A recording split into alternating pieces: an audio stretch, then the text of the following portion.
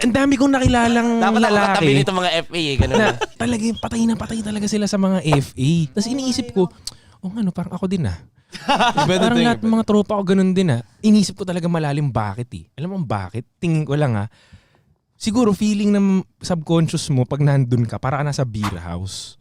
Nakikita mo nagsaserve siya. Para siyang waitress sa beer house siguro. Ako lang siguro to. Tapos naka-miniskirt siya.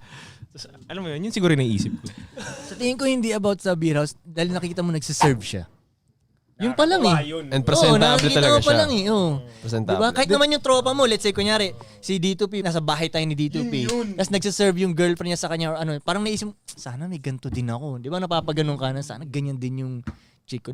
Sa tingin ko about sa pagsiserve yun Di ba? Hindi ba dahil din pag hindi ba nagmamatter to? Dahil pag sinabi mong FA, malinis kasi talaga Appearance ba? Yung pa. Hindi, maganda yung sinabi niya nagsaserve plus naka-miniskirt. Wait, Kasi kung iba yung suot tight. nun, hindi mo naman maiisip yun.